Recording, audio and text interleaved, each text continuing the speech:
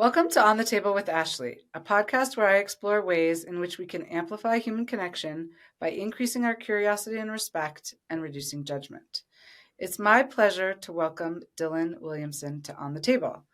Dylan is the principal designer at Âme Atendre, the brand that we've created together to create objects that help people connect and have both a lot of meaning in their design and in their creation.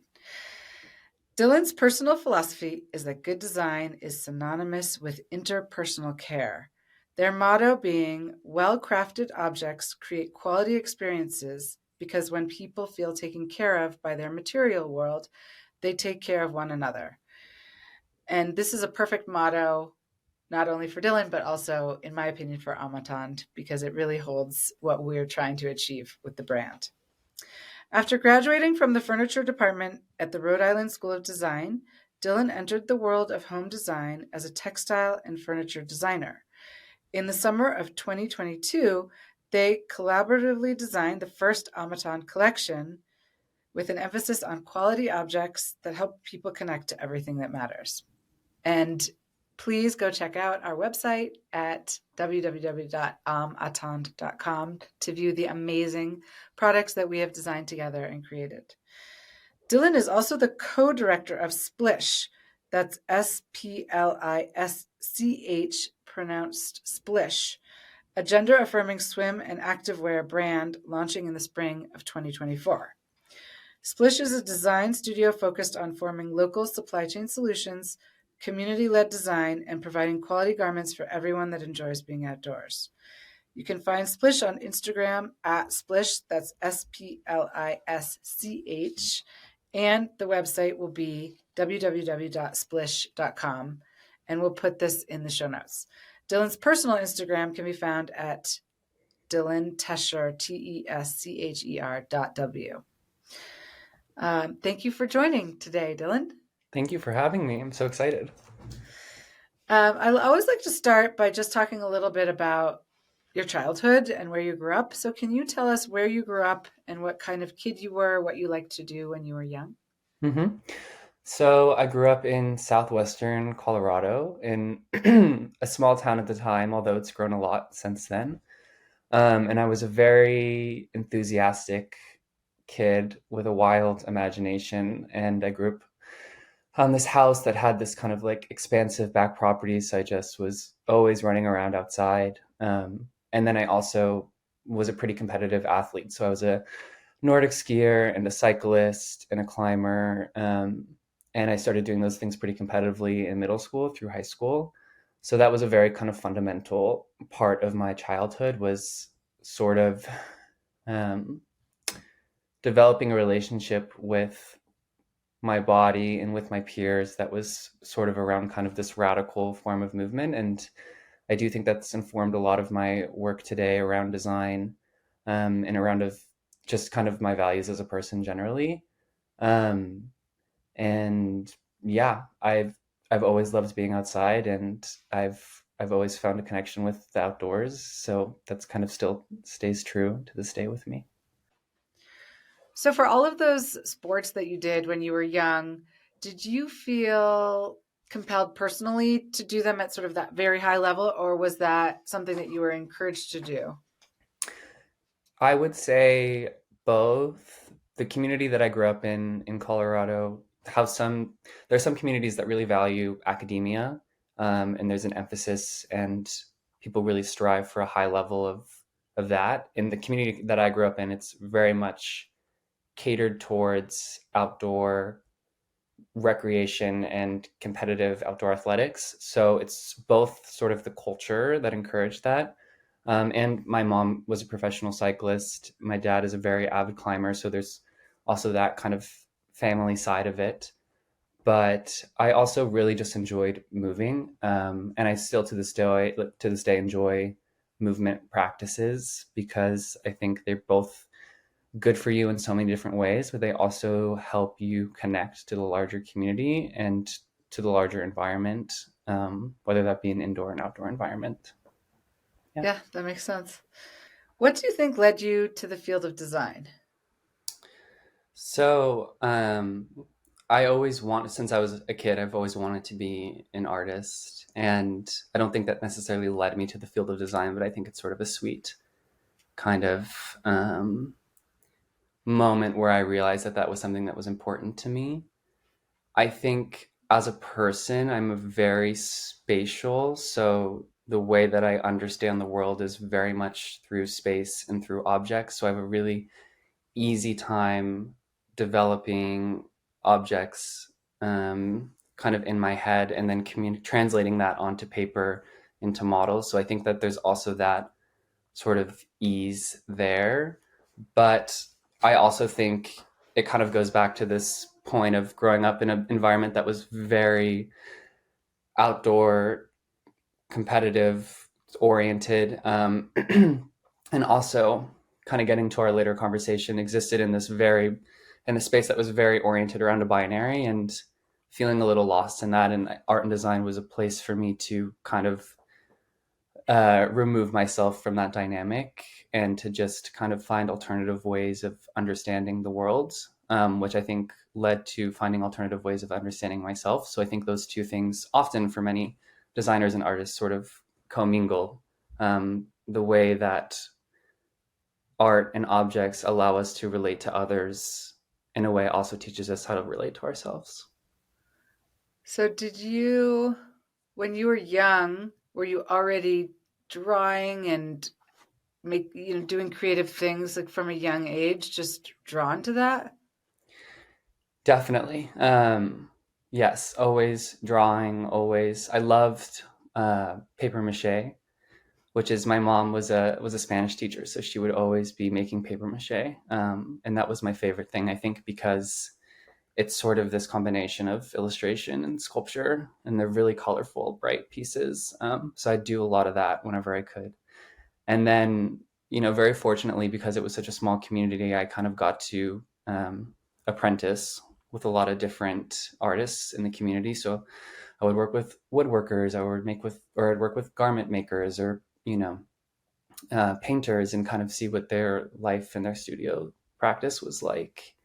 So I also sort of got to develop a lot of relationships with them within the community, but also learn about their practices, which I think just pushed me further in the direction of wanting to be a designer. That's Yeah. pretty amazing. I don't feel like a lot of kids get that opportunity. No, no. Um, and what do you think? So your degree is in furniture design, or your specialization is in furniture.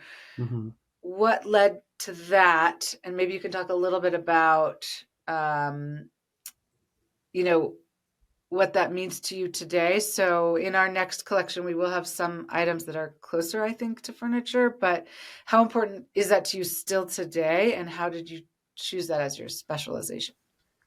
Yeah. I think a part of it, I went to RISD initially for industrial design, which is essentially kind of more general product design. But I decided to go into furniture because there's more of an emphasis on craft and how to make things, which is really valuable to me. But also, I think the way that I understand and the way that I design is really around people, and furniture is designed to facilitate the body, not just a singular body, but multiple bodies in a space and the connections that happen in that space. And it teaches you actually a lot about, in the furniture department, we talk a lot about psychology, the way that people relate to one another, the way that, certain spaces hold us for longer. For example, like airport seating is not designed for you to sit there for a long time. It's supposed to be uncomfortable. You're supposed to want to, get to your flight, whereas other spaces are designed to hold you for much longer. So it's that idea of objects not only designing a connection for people, a connection for them, their body to a material, but also between people, but then also people's experience in time in a space. So it's sort of it kind of it relates to our entire world as it is designed, which I think is really fascinating. Yeah. Yeah. I never really thought about that, how I mean, think about it more in my home, how things are designed, and I focus on comfort, Hmm. but like in an airport, they would be focusing on not that. So that makes a lot of Yeah. sense. Well, it's interesting because our homes are should be the spaces where we are held the longest because Yeah. we spend the most time there. So that should be the space where you are most feel most comfortable. Yeah. So if you kind of are contrasting that experience to your experience in other places in the world, it's Yeah. interesting. Yeah. Super interesting. Yeah. Um, okay, and now let's move into another part of our conversation, which is related, I think, but Mhm. also separate. So, when did you decide that you wanted to use they, them pronouns, and what do they mean to you? Yeah. Um, it's so I think the word decision is striking for me just because I'm not sure like at what point it was a decision, but I can definitely track kind of the cycle that led me to the place of making that choice. Um, growing up, it goes back to this idea of being in competitive athletics, and it's set up in such a binarical way of male athletics, female athletics. But when you're younger, especially like in Nordic skiing, which is what I did the most of, it's pretty co-ed. So it was everyone together. And I felt, most at home, most my peers that I connected the most with were girls. And that's not just like in a character, like I identified with their character, or I felt safest with them. It was like I felt like I was one of them in a way that I couldn't verbalize at that time. But then moving, kind of getting a little bit older and getting put into spaces that were more oriented around the the gender binary that existed within those spaces, I was actually realizing like it was a moment of being told that, oh, I'm not one of the you're not one of the girls, like that's actually not the space for you. And it was a really interesting kind of shocking realization that I didn't have the language to understand how I was feeling, but I really remember the feeling of like, but that's not true. Like that is who I am. That's where I want to be. Um, and further down the line came into my queerness and what I would understand as my sexuality in high school, and that took a long time for me to sort of develop a comfort around, especially growing up in a small town, very, very supportive community. But I didn't feel like I had a ton of representation. So it was hard for me again to find the language around identifying those pieces of myself. And then in college, being exposed to a much more diverse community of people from around the world, but also people from all walks of life as it relates to the gender experience. um, and and then developing that language and finding solace within that language. So I think really my entire journey has been I've had a feeling that I understand, but it's only once I found the language to assign to that feeling, I sort of began to identify in that way, if that makes sense. Yeah. Yeah. Well, you sent me a few videos that I watched in Hmm. advance of our conversation, and several of them were by Alok, who's a non-binary activist, Hmm. and wrote a book that I'm going to get called The World Beyond the Gender Binary. And one of the things that Alok said, and I may not have written this down like perfectly, was, who would I have become if I wasn't subject to gender norms? And I was thinking about that for myself, for you, for so many people. So, you know, I have two children. When I was pregnant, you can find out, is it a boy or is it a girl? And then you can create a nursery, and we have these very societally like directed ideas of the colors that apply to boys versus girls, or toys that should apply to boys versus girls, or activities that girls should like or boys should like. And I feel like, this could be a whole nother conversation, but where does society get these ideas? And because I don't remember anyone saying them to me directly, but you still know them and feel them. Yeah. And so I think that your experience is unique because every one of us is unique, and your experience is probably not unique in that we probably all think about these things, but maybe we don't think about them as much as you've thought about them, or they don't have as strong an impact in our lives. Mhm. Or I think one of the things Alok is saying is maybe they should have a stronger impact in all of our lives. Maybe we should all be sort of thinking about these things more deeply from the very, very beginning. Um, so I guess one question is, sometimes, and every child is different. I have children who don't really come home and tell me if something happens at school, or Mhm. that sort of a thing.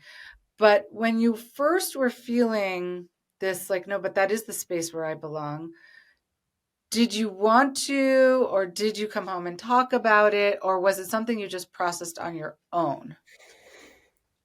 Yeah, that's such an interesting question. I definitely didn't directly talk about it, but that's not from a place of fear. That's from a place of not having the language to essentially say, like, we exist in a gendered world, and I don't find space within the world that Right. that's been given to me. But I do think, you know, as it's not as though I was hiding who I was, though, at the same time. So I think, and I think also, to give credit to my parents, they didn't have the language to understand that. And I think if they had, and I've had this conversation with my mom, of her feeling not guilt, but just reflecting and saying, like, if I had the resources and the language that I have now, how different my childhood would have been. Um, and that's not something that I necessarily want, but we've had that conversation. So it is interesting to kind of think about a lot of it having to do with resources that were harder to find maybe 20 years ago versus what's available now. Yeah. Yeah, and I want to spend some time on that, and then sorry, just getting over a cold. No, no. Come back to your name too. Mhm, mhm, mhm. So one of the things, and I actually would like to do more research on this, and when you search on the internet, who knows if things are accurate. But what I found was that the use of the singular they dates back to the 14th century, which I thought was amazing. Yeah. And I guess it begs the question, like, why were there not more resources 20 years ago if the singular they dates back so far in our history? And um, so I don't know if you have thoughts on that. Obviously, you're not a historian, but Yeah. I also think it's wonderful that now there are more resources. So I think it's like we're always progressing, or hopefully we're always progressing. But it is fascinating to me that um, that people have been feeling the way that you feel for maybe forever. Maybe we didn't write it down until the 14th century. I don't know, what percentage of the population over time that's been, and why it's now we have better language and we're talking about it more, although we still have a lot of work to do. Hmm. Anyway, I thought that was fascinating, and I don't know if you have any thoughts on it. Yeah, absolutely. I mean, absolutely. I think going back to this idea that our entire world that is not quote unquote natural, which is at this point a lot of the world that we exist in, is designed. And I think at different points it's been designed differently. And there were points in history across the world, and I think there are non-Western cultures that still identify with this, but there are points in history that were not so designed around the gender binary that we in the Western world have kind of been socialized to understand as our main way of being. So it's really just, I think, kind of monotheism in the Western world and the Industrial Revolution that sort of heavily ingrained these ideas of, like, this is the binary, and we function within that binary and my belief is that's been prescribed to us, and it doesn't serve us anymore, but it does serve larger entities. And that's a whole nother conversation we Yeah. can have, which would be, I would like to do at some point because Yeah, I yeah, think yeah. there's so much to talk about there. Um, but okay, let's move on for now. Yeah. Let's see. So from being, whether it was sort of middle school, high school, and then college, and then, now post college. So at what point so you had some point at which you made a decision that you wanted to adopt they, them pronouns, and how and how did you share that with family, with friends, or even now, like if you're going out to dinner or you're going to shop or whatever, how is that part of your day? Hmm. Yeah, that's such an interesting question as well. I would say I'm still finding a balance with that. I don't ever, unless it's for safety reasons, hide who I am, but I don't necessarily advertise it freely, both for, we can talk more about this later, but for I find sometimes when people aren't prepared to receive that it can kind of create not hostility, but like awkwardness. And I sort of glean as to whether or not that is, not that I'm hiding myself, but I don't always want to have an awkward conversation. Like, sometimes it just is like, Well, it's if you're meeting exhausting. someone for 20 minutes, maybe it's Yeah. not the priority. Right. So, but then, I do, with people that I respect and love and who I know respect and love me, absolutely, that's a priority, because it's a huge, I mean, my transness is a really important part of who I am and the way that I exist in the world. And for those that I want to share that with, I think they're entitled to understand that part of me. And so we do have sometimes easy conversations about it and sometimes difficult conversations about it. And but because I want them to understand me and I want to understand them, like those conversations deserve the time and space they need, in whatever form they may take. So that's sort of how I address it. Yeah.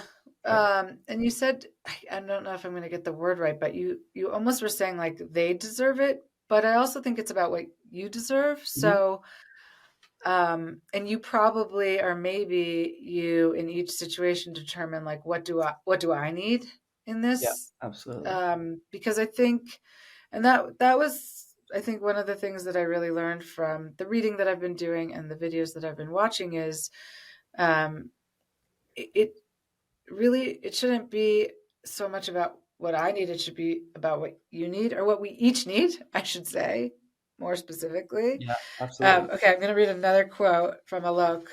Um, I do not have the luxury of being. I am only seen as doing, as if my gender is something that is being done to them and not something that belongs to me.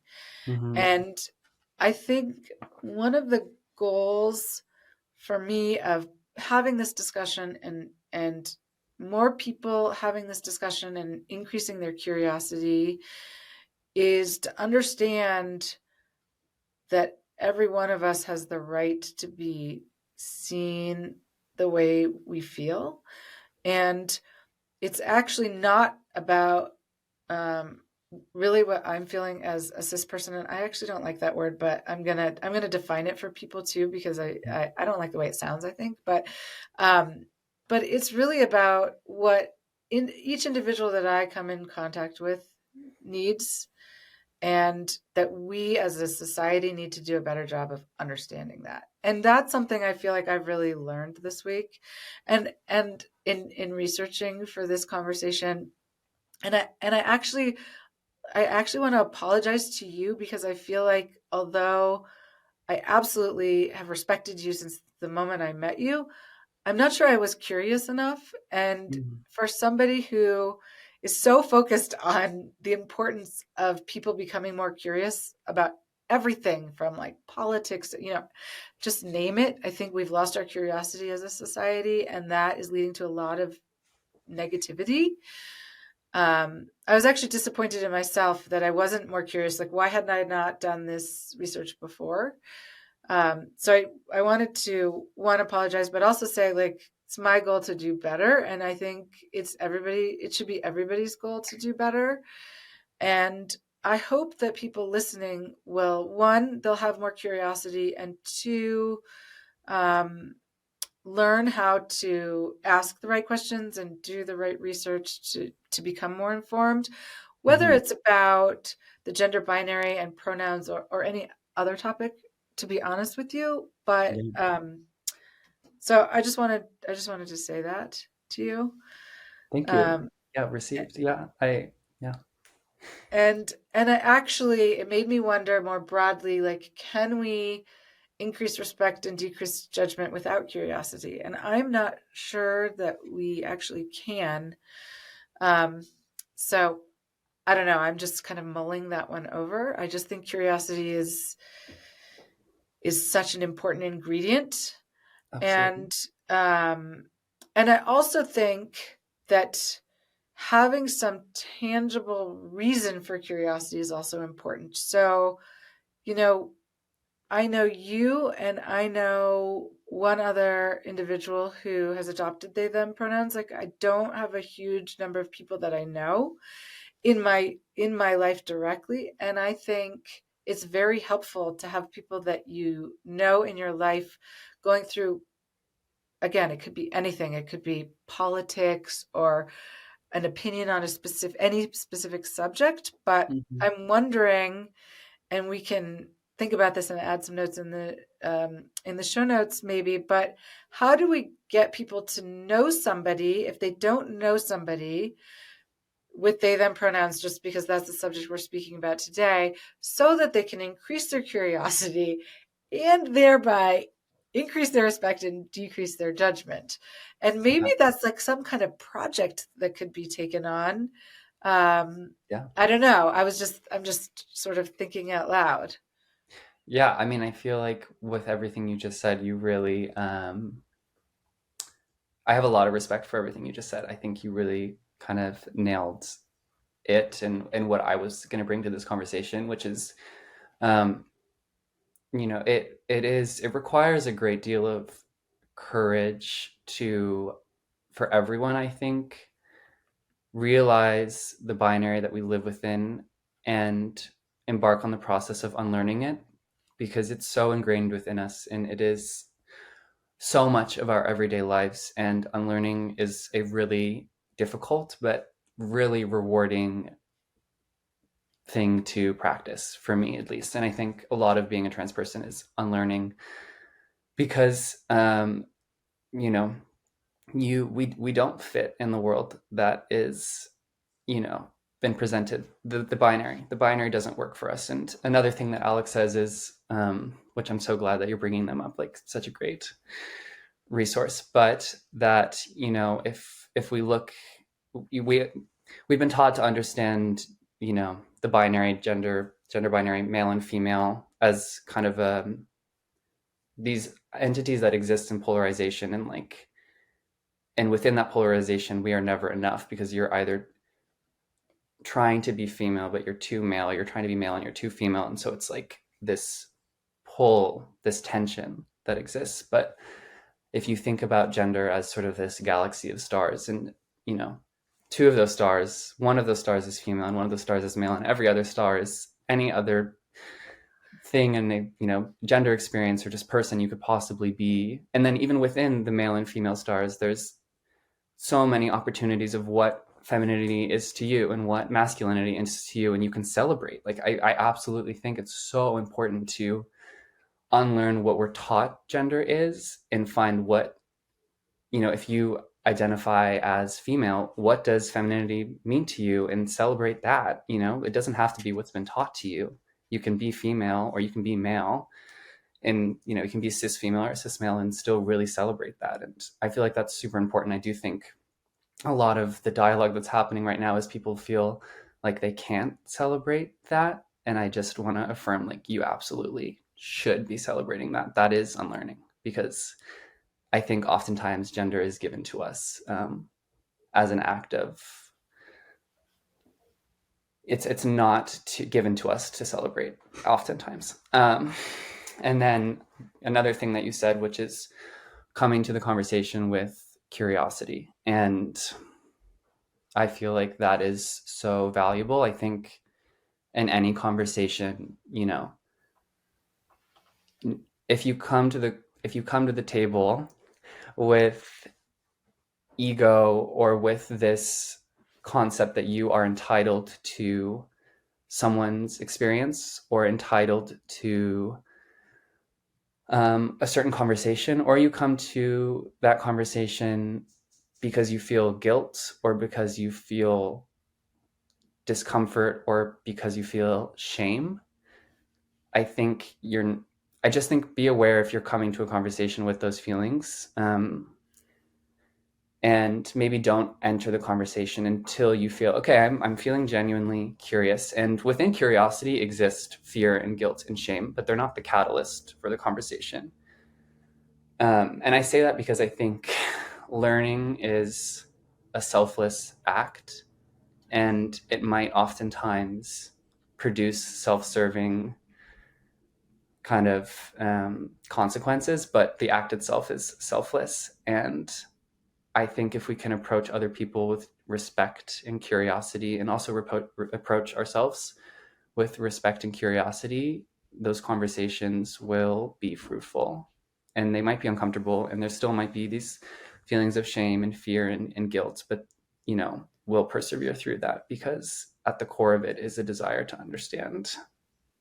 Yeah, and we've talked a lot about this for Âme Atendre, that life is not just about easy conversations. I mean, so much of how we grow comes from difficult conversations and thinking beyond, the way we were taught to think, or society has driven us to think. So yeah, I agree with all of that as well. Mhm.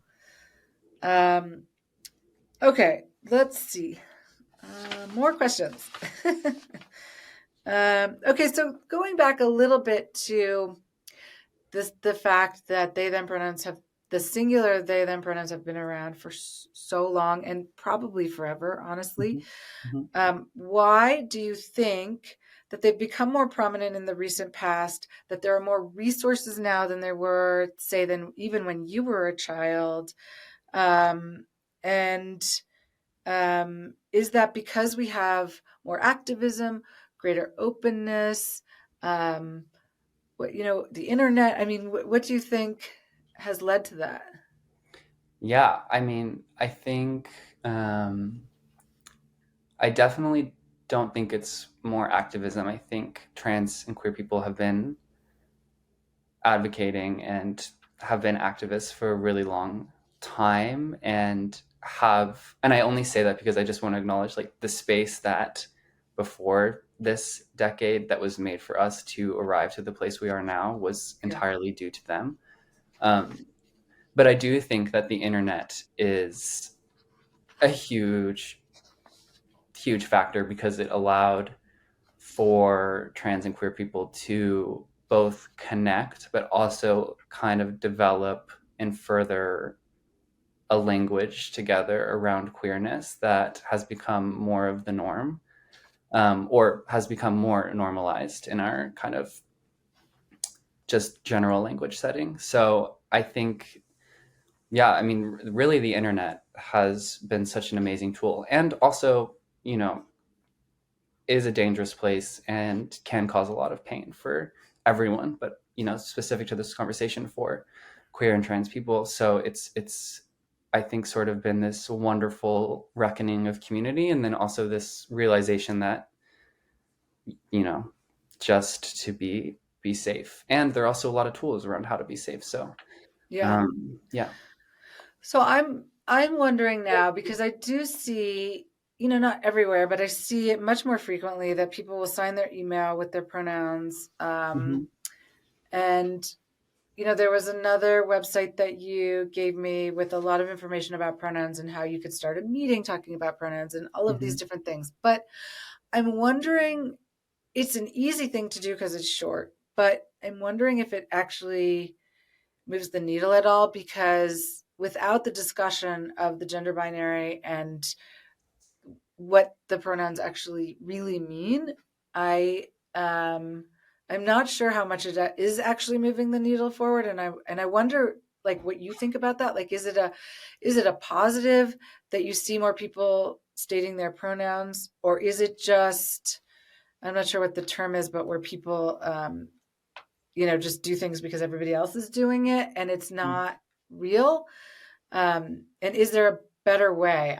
I don't know. It's a big question, but No, that's such an interesting question. And I will say everything I've said and will continue to say relates to me and my experience. And I am yeah. one person out of so many people that identify as trans and queer. And I think a lot of people would disagree with what I'm saying. But it's my experience, and I'm going to speak to that. I think it's. I'm going to first acknowledge. I'm going to first talk about the idea of kind of pronouns becoming more normalized in the context that you just spoke to, and I do think that it's valuable because I think nobody really wants to be made a spectacle, and so if you use they them or pronouns that are not she, her, he, him, and you're the only person that has those pronouns in your bio, it's sort of like it draws a lot of attention. And I think as trans people, like we don't. That's not attention that we want. It's just like it goes back to this idea of celebration. Like I just this is a part of who I am, and I celebrate that part of who I am. Um, and I do agree with you that the practice of doing it maybe in a way has just been like not to be dismissive, but it can be a little lazy. Like I do this, and therefore, like I've done my due diligence. Like, um, so I also want to, I think it is a good practice because it helps make space. But I also think that when you do it, you should think about why you're doing it. And I would really hope for everyone, trans and non-trans people alike, that you do it as an act of celebration, and Yeah. because it's a part of who you are, and you want to celebrate that and share that. So I think that that's kind of what I have to offer in regards to that. And and so maybe it's a good starting place, but insufficient. And Yeah. even thinking like in a company setting, to me, it's like if you open a meeting asking for people's pronouns, I don't think that does enough unless you have separate conversations about the gender binary and like pronouns generally. And because without the context, and I guess that's what I've really felt like I've learned this week in doing research, is I understand it better. I understand the feelings better and the reasoning better, and that is incredibly powerful. Mm. Whereas just seeing pronouns was not helpful to me to really understand it. And Yeah. so I think people need to take a bit of time, but and we can put some links in the show notes. I think people can do that work on their own. It's not that hard. Um, Totally. and maybe they take that work with them to their job or to their life or what have you. But I do think that that's a really important part of it. I want to echo that because I do agree that you know you can have the minimum, which is, I mean, not the minimum, just it's a very easy thing to do to just put your pronouns in your bio. I don't think it's nothing is a minimum. Everything is valuable. But I also think with that, you should be, if you are an institution or a business or whatever, educating people on what that means, because people are, for good reasons. I mean, I think it's good. People are innately curious. And oftentimes, I don't think people will seek resources on the internet or, in a library, I think they will seek a resource that's more immediate to them, and that's often, the trans person in the room that has to become the educator. And I don't think that that's what a lot of trans people don't want to be doing that. They want to be doing their job. So I think if you prioritize putting pronouns, in everyone's email signatures, or you start a meeting with everyone introducing their pronouns and then you don't add anything to it, like, people are going to ask questions. They're just going to ask it to the person that maybe shouldn't be the Yeah. one that's obligated to answer. Yeah. I mean, I Yeah. think that makes perfect sense. Yeah. Okay. I'm just gonna define cis and trans really quickly, because I actually don't think even that is clear enough, or is discussed enough. People Yeah. use these terms without defining them. So, and again, I found this on the internet, but I think it's correct. But the term cisgender has its origin in the Latin-derived prefix cis, meaning on this side of, which is the opposite of trans, meaning across from or on the other side of. Is that consistent with your understanding? That I actually don't think I've ever heard the word cis defined, but I think it's interesting because those definitions align themselves in the binary that we're speaking to. I know, and that's why I don't like them. So Yeah. and we can do more research and see if I got it wrong, but I'm No, I pretty mean, sure the Latin root probably is accurate. yeah. And I don't like it for, I guess, a couple of reasons. One is I really like the way you're talking about the stars and thinking about gender as the stars. So I don't really like thinking about myself as one side of something and Yeah. anyone else on the other side. Number one. Number two, I see in myself things that people would call masculine. The way that I show up in the workplace, I've been an executive in public companies, and I mean, I think some people would describe me in ways that they would describe men, and I see myself in that. So I Mm. don't even so I don't like it because it feels too like narrow as Yeah. well. Yeah.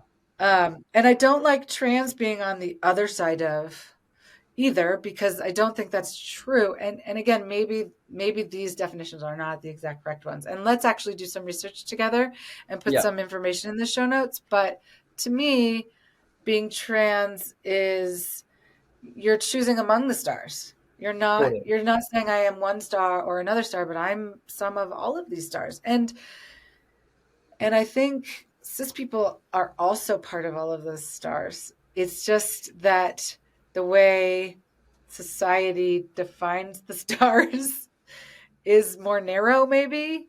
Hmm. So I don't know. Maybe we need entirely new definitions. But I don't know No. if you have thoughts. Yeah. So interesting. I'll speak to the trans component Okay. first, Okay. which is, and I think if you look at the word queer, which is Yeah. a term that I use for myself because I feel like it both has a lot of meaning and carries a lot of weight, but also leaves a lot of room for ambiguity, which I think is valuable and is also sort of why I use they them pronouns, and I'll speak to that later as well. But queer has been adopted and reappropriated and changed to serve. It's undergone a lot of transformation in terms of its meaning, and it's been kind of coined as the queer community as an affirming term, as a term that belongs to us. And I think trans is sort of the same thing. I think trans comes from language that was not inherently affirming, but my people before me have developed it and molded it into language that is affirming and does belong to us.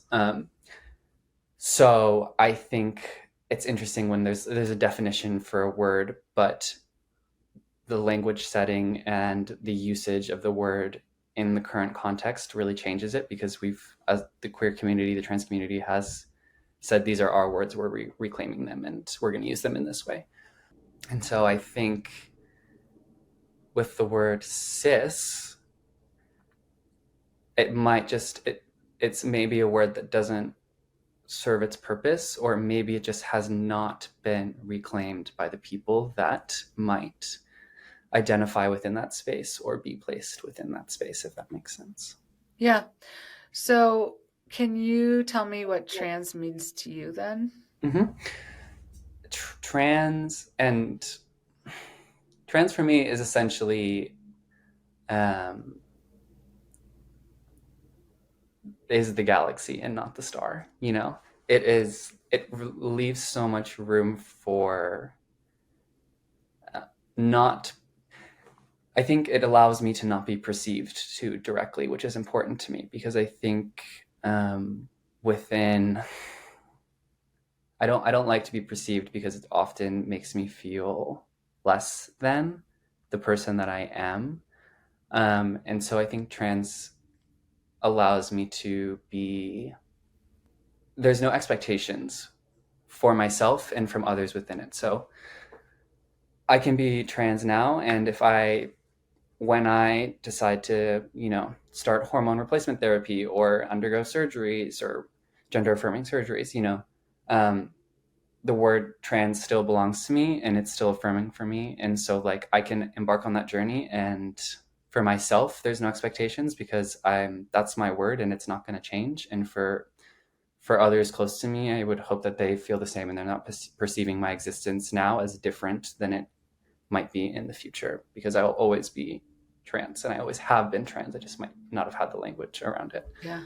That's kind of also going back to using they, them pronouns. It also, for me, allows me to not perceive myself in a way that's harmful. And I think it also, I hope, keeps people that respect me and love me from perceiving me in a way that might be harmful. Yeah. Yeah. Yeah. Let's talk a little bit about misgendering. Mm-hmm. So I certainly have accidentally misgendered you. Mm-hmm. I am sure I have misgendered people. I don't even know it, because I don't know what their pronouns are. And can you talk a little bit about resources? And again, we can put resources in the show notes, but maybe if you have any thoughts on how you would like people to approach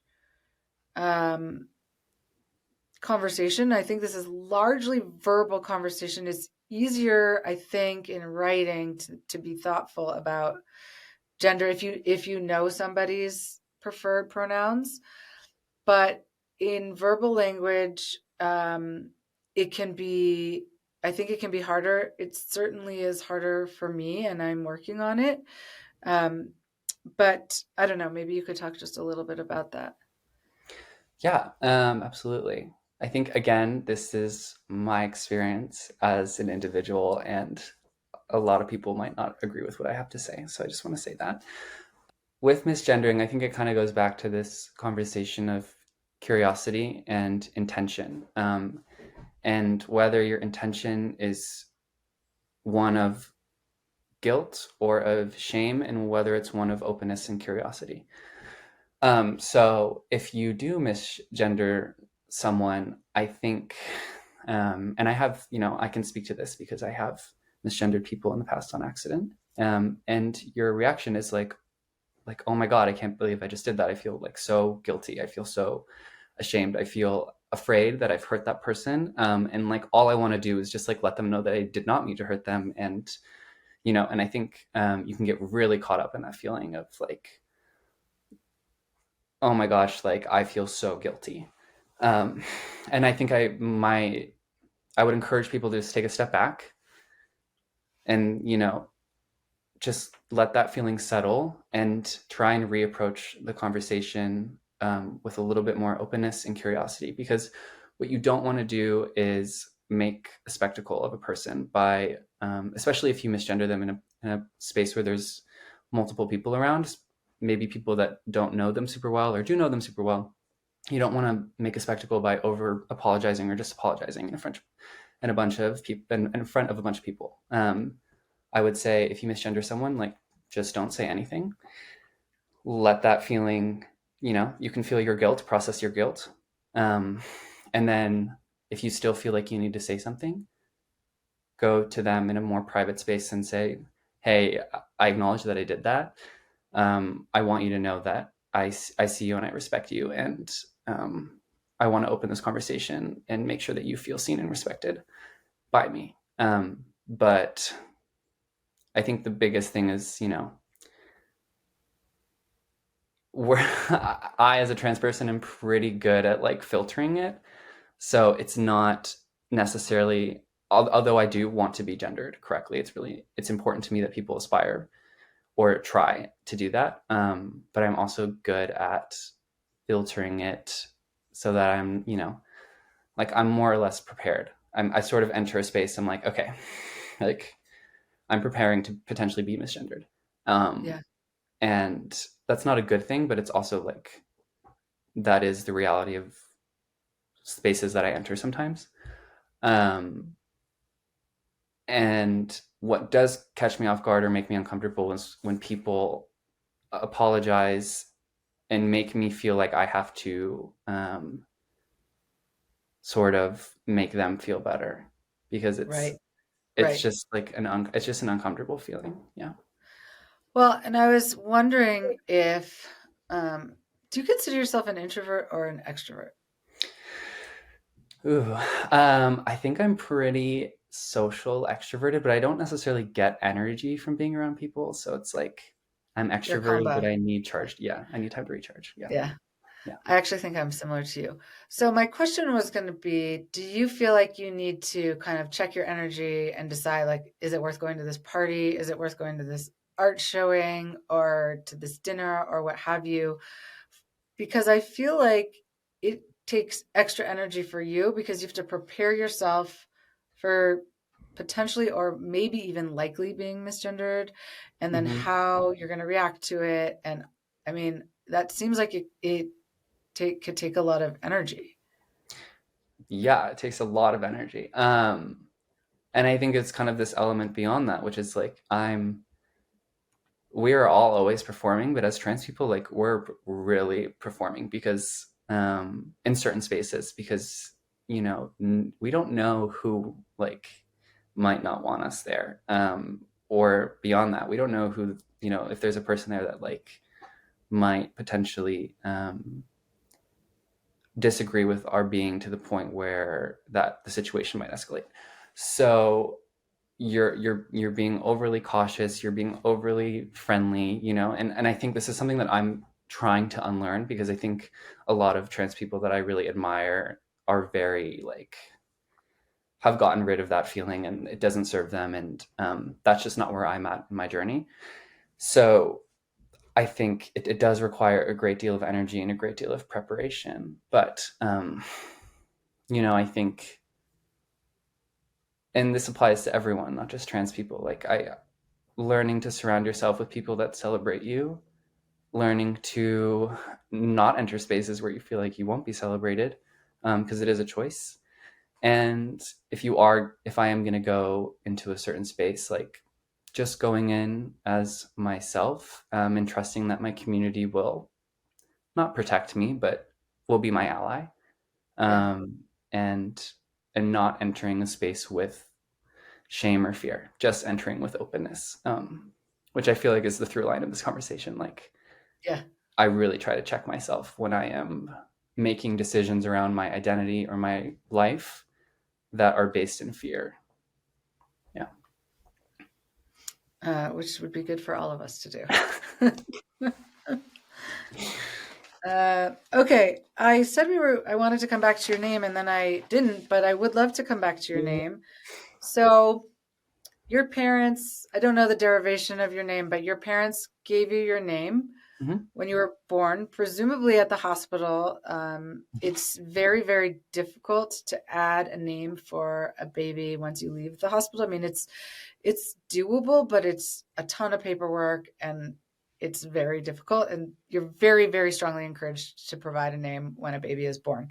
Yeah. So, I mean, maybe one, you can talk about the derivation of your name from your parents, and then also why you've chosen to keep your name, Mm-hmm. and what your name means to you, and then maybe like what does a name mean anyway? Totally. Yeah. So I was given my name in the hospital. It's actually my mom's cousin who also has the name Dylan. I was named after him. So it does have this kind of sense of family imbued within it for me. And I've decided to keep my name, um, because I really connect with it from both that family side of things and just like the way that I see myself and understand myself.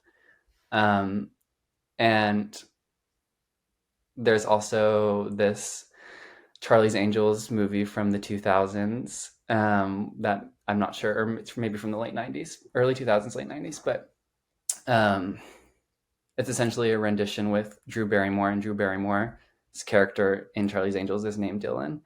And my mom loved that movie, so I watched it when I was like, I don't know, first watched it when I was like 9 or 10.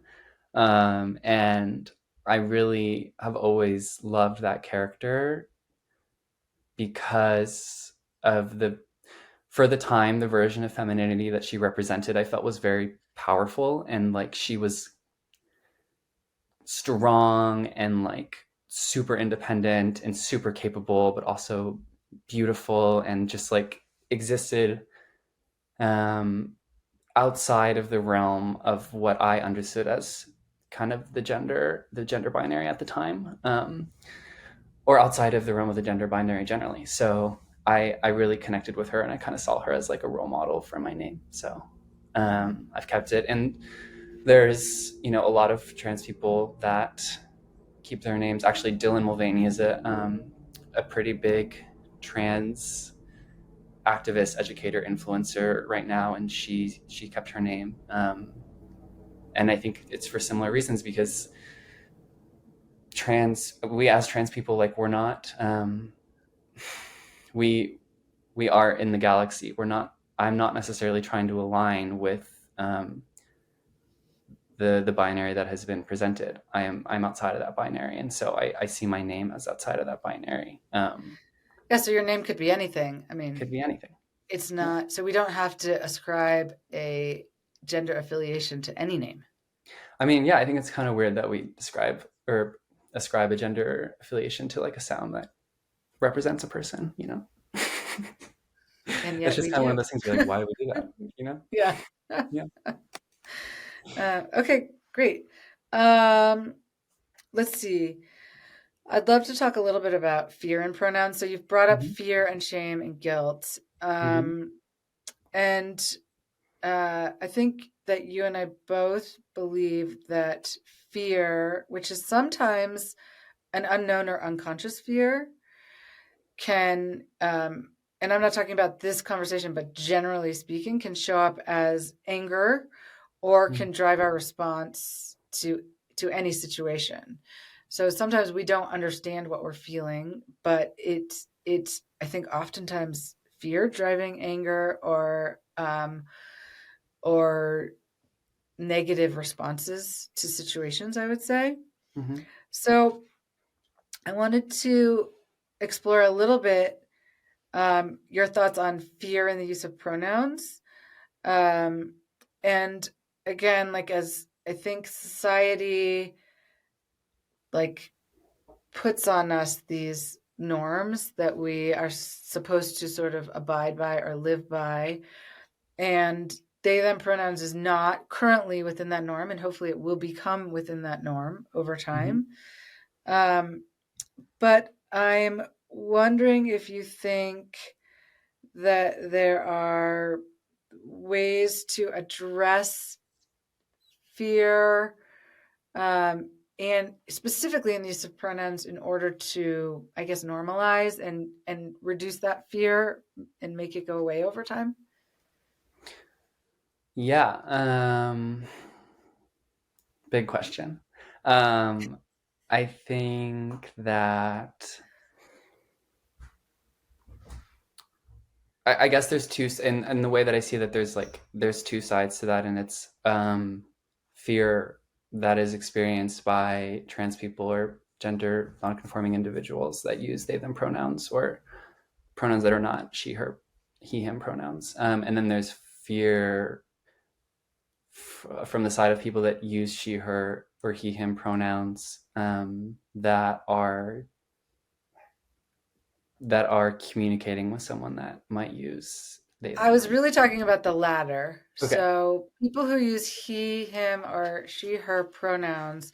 And I do think there is fear. And I will even just speak for myself. Like Mm-hmm. my fear is getting it wrong. Yeah. But I think that there's probably people who have a fear like, what does this mean? What does this mean for society? What does this mean for the future? Yeah. And they have this, but Yeah. people don't really talk about it. At least I don't hear people talking about it. Yeah. No, such an interesting question.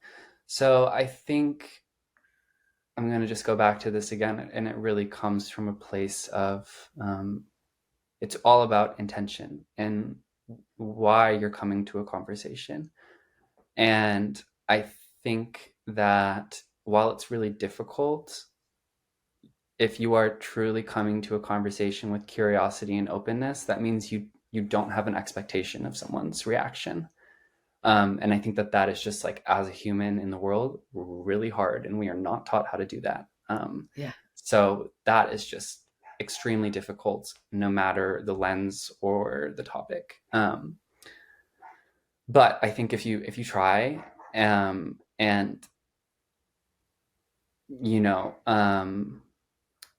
and you misgender someone, and they maybe respond with um, a reaction that you were not expecting. Maybe that's anger or hostility, or maybe that's sadness or grief. I think you need to step back and understand, um, how much of our lives are not witnessed by other people, and the level of trauma that a lot of trans people experience, whether that be, like active discrimination or physical harm, or just like constant micro traumas that just like pile and pile and pile up, um, and to the point where you're putting up a wall to protect yourself. And because so many people come to the conversation with shame that they want you to, they want to say, they want to hear from trans people like, no, it's okay, like that's fine. And after so many of those conversations, you as a trans person are like, okay, like I'm just tired. I'm tired of making you feel like, I'm tired of telling you that it's okay when, that's not what I really want this conversation to be. I want this conversation to be one of education and openness, and like I want you to look at me and see me, and I want to see you in return, and like then it can just be like it can be done, and we can just Yeah. understand and respect and love each other. So I Yeah. think you have to realize how many conversations someone might have had before you, even if you are coming to that with openness and with curiosity.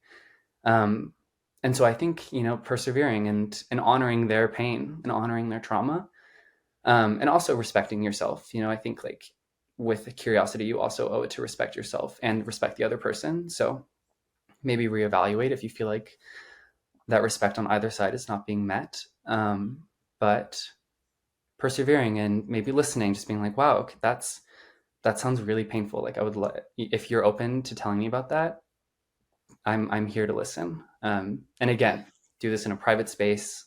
Don't make it a spectacle.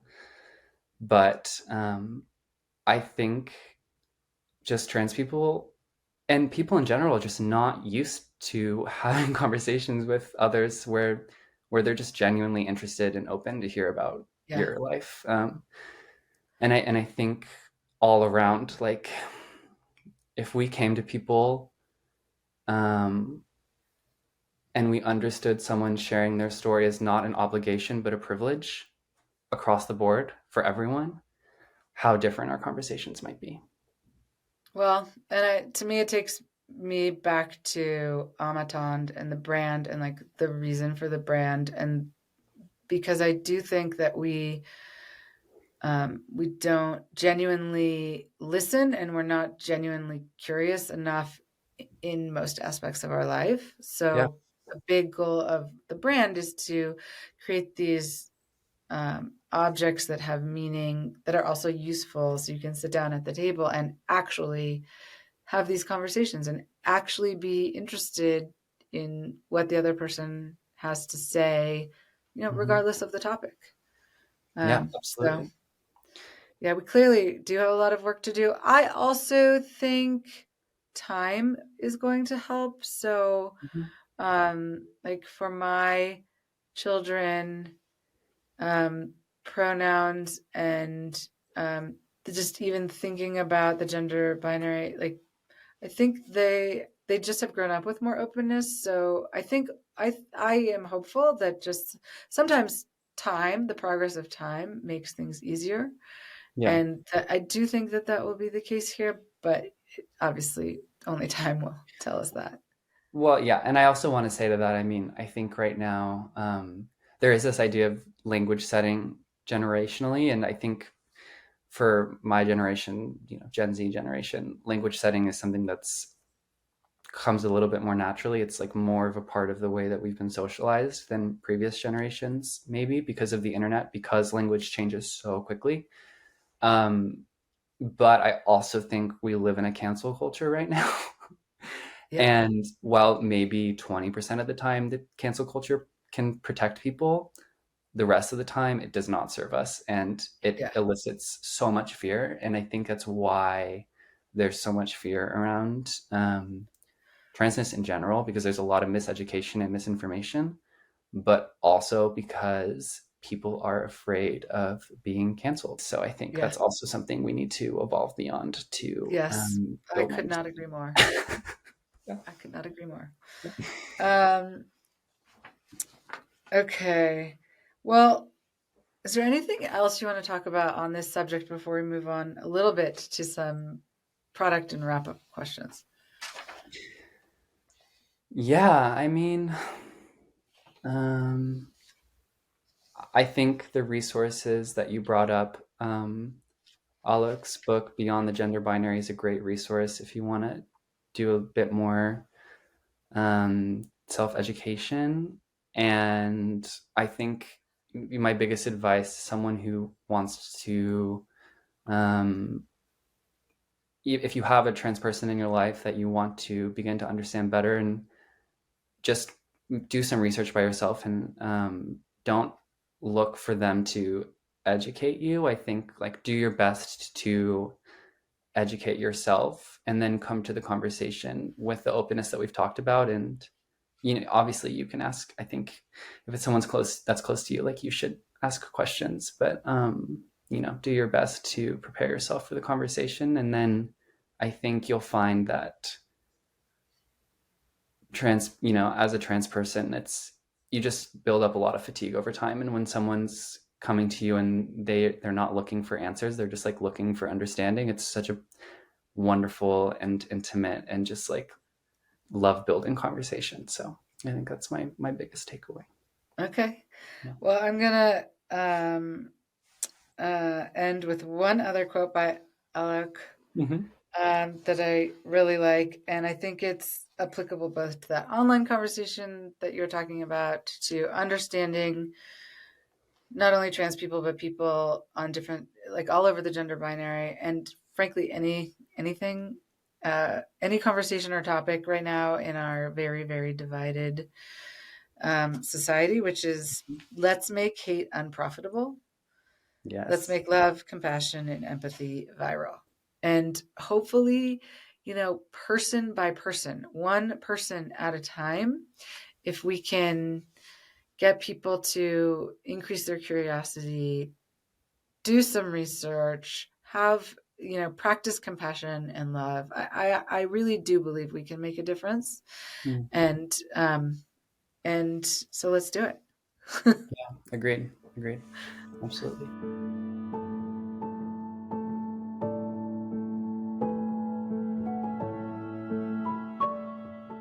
Okay, so moving on a little bit to just a little bit of a discussion on Âme Atendre. Mm-hmm. So I normally send a few products to our guests before an episode. I did not do that with you. You and I have designed these products together, Yeah. prototyped them. So you know them intimately. You have a number of prototype products. And I was wondering if you could, one, share like one or two of your favorite products from our initial line and why. Mm-hmm. And then also talk a little bit about our like the ethos of our design vision and how that fulfills you as an artist and designer. Yeah, absolutely. Um, I think for me, good design is about finding the moment where a person steps out of their sort of expected understanding or experience of the world and is not caught off guard, but just like notices an object or notices a moment with an object.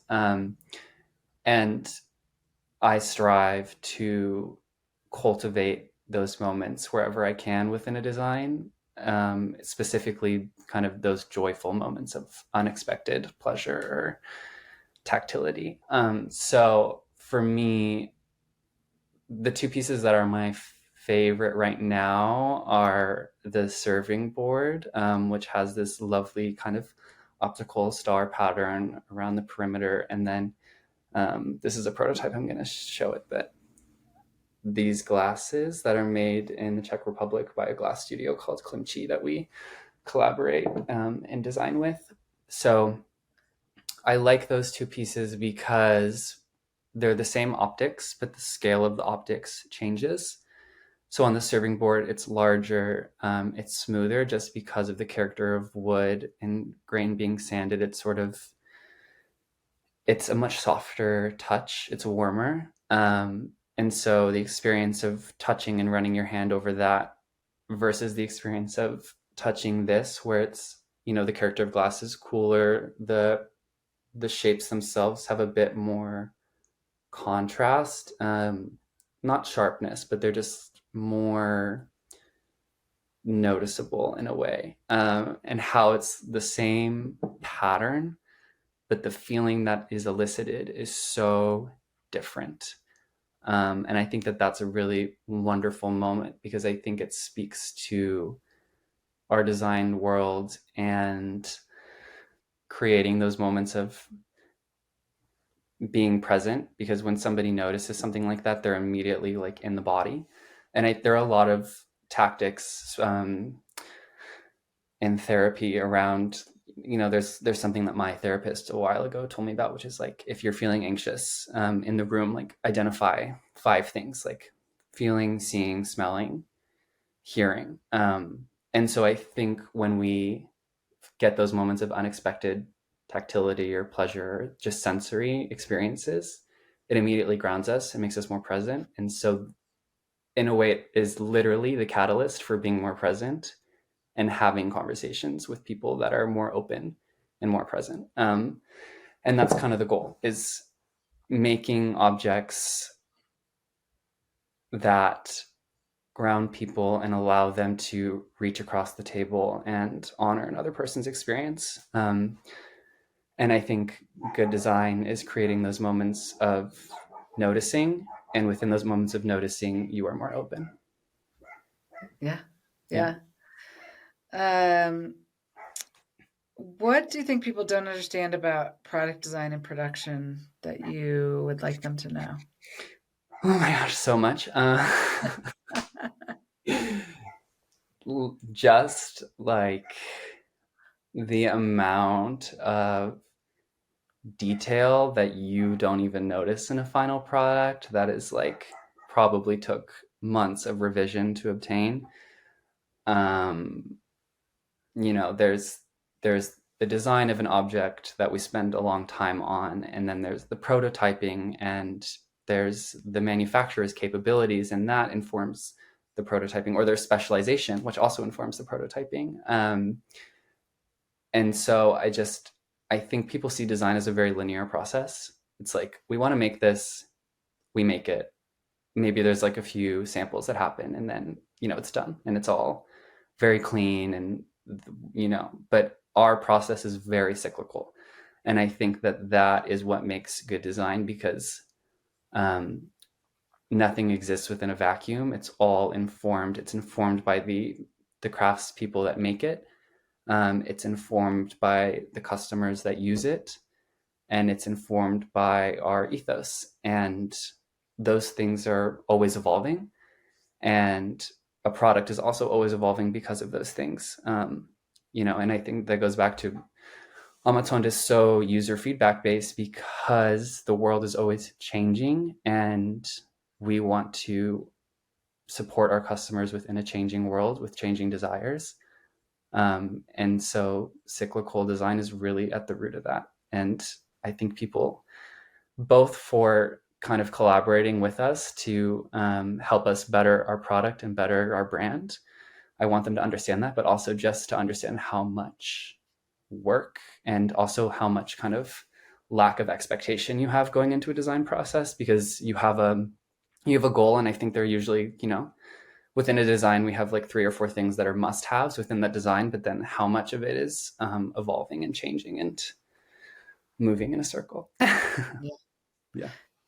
Perfect. And then last question on this. What are you most excited about in the upcoming year with Âme Atendre? Ooh, am I allowed to talk about it? Yeah, do it. Yeah. What am I most excited? I'm definitely excited about desk. We're moving into desk, because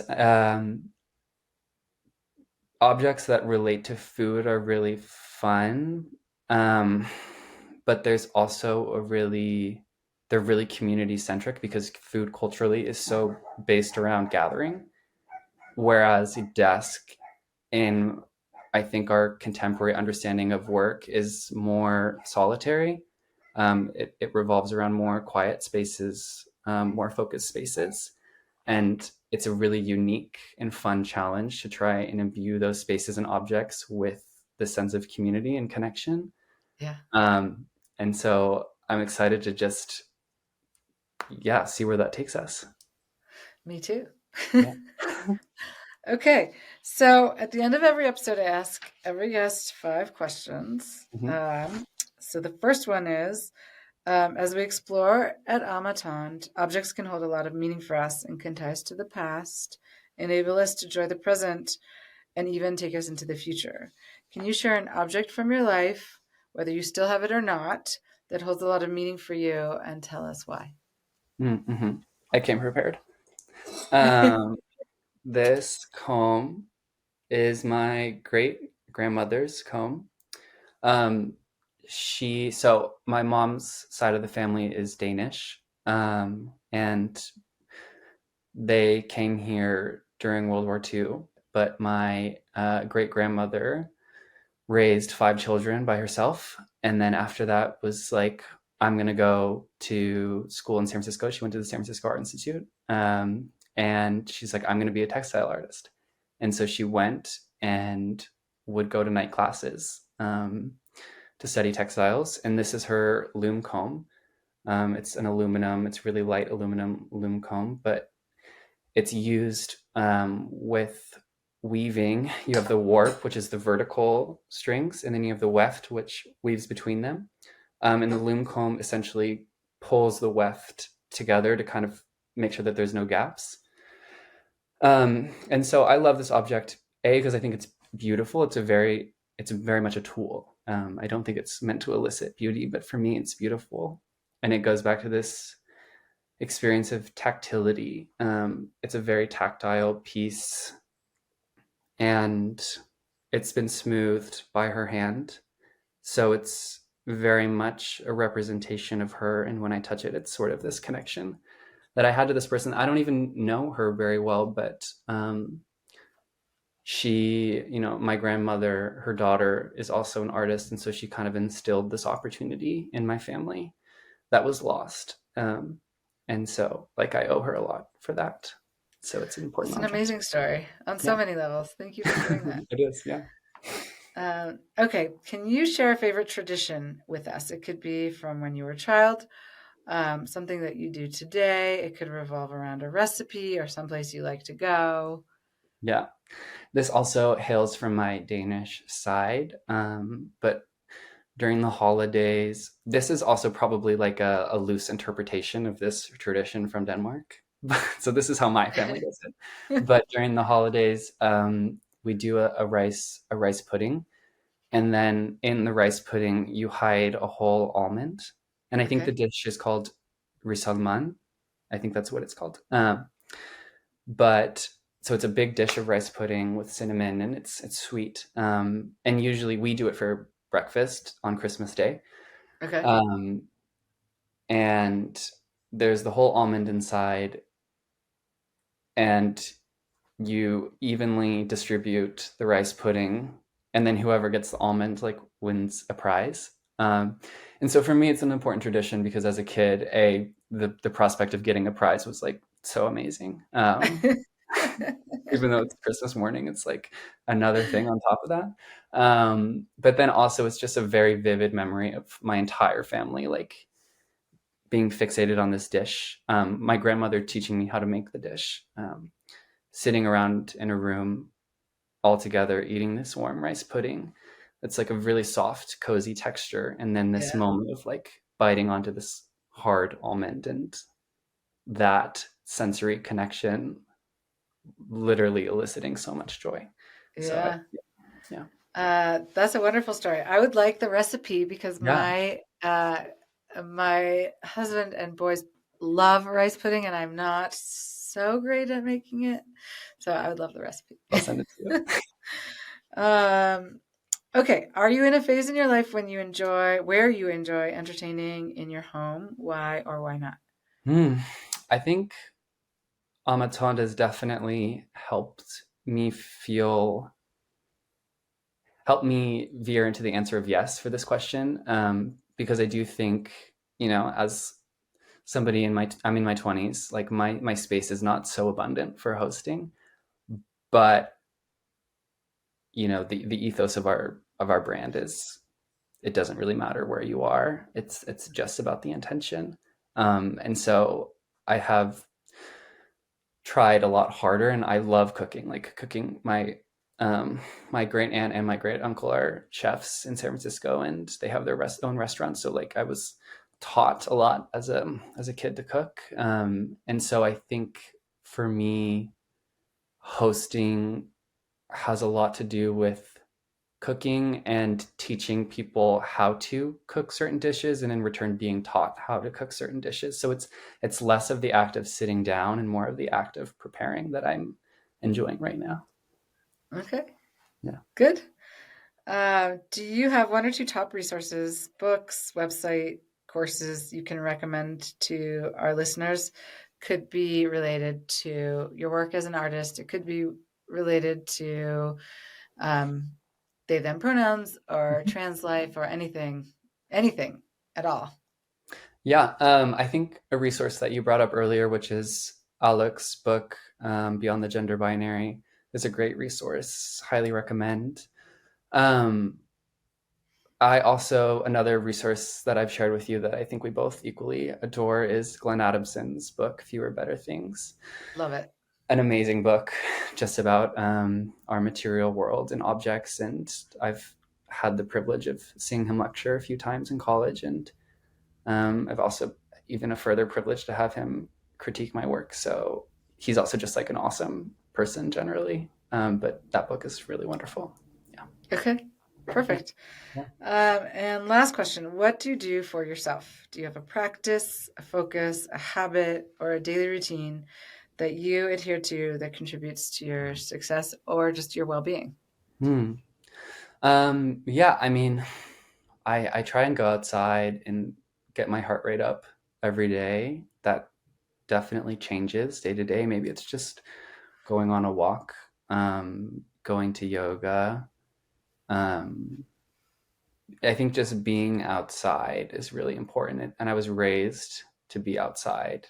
And so I think that I try to glean from that more intensive experience around outdoor athletics and pull my own more casual approaches to that into my life today. And then another thing I've been trying, which is something that you shared with me, is the like before you drink your coffee or look at your phone or do anything, just like go outside in the sun for, I think it's 10 minutes. I usually don't do 10 minutes. I usually do like 3 minutes, but it still helps like kind of start the day in a more peaceful way. So I've been liking that. Oh, good. I'm Yeah. so glad. Well, that tip came from Andrew Huberman, who is a big proponent of 10 minutes without sunglasses on of sunlight in your eyes, which helps you sleep better, apparently. Oh, But it's also just a wonderful way to start the day. yeah. So, I feel like I've not been doing it correctly, but it's been serving some purpose for me. So I I like it. think whatever you're getting out of it is great. Exactly. Exactly. Well, thank you for joining me today, Dylan. It's been amazing. Thank you. I think a really important and meaningful conversation. I adore working with you. You are warm and smart and delightful and always open to learn new things, which I really appreciate. And I look forward to continue working together. Likewise. Yeah. I appreciate the thoughtfulness you're bringing to this conversation. I think it says a lot that you're willing to have this conversation. I don't think everyone is, and the amount that you prepared also says a lot. And I appreciate your thoughtfulness and your kindness within it, and also working with you is a joy. You're such a wonderful collaborator, but also such a wonderful role model for me. So to many more years, I would say. Thank you. Yeah, Thank you thank so you. much. Okay, bye. Bye.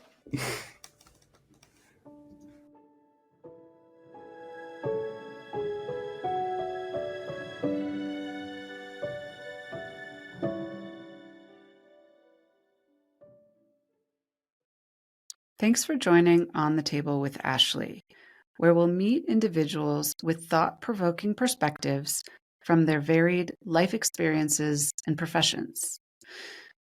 On the Table will cover any topic you or I can put on the table with the goal of increasing curiosity, respect, and understanding while decreasing judgment, even when the issues discussed have sharp and contrasting viewpoints. On the Table also bridges to my company, Âme Atendre, which has started with the goal of helping people connect more meaningfully through straightforward, skillfully made, bespoke home goods. Check us out at âmeatendre.com. That's AMEATENDRE.com, or on Instagram at Âme Atendre.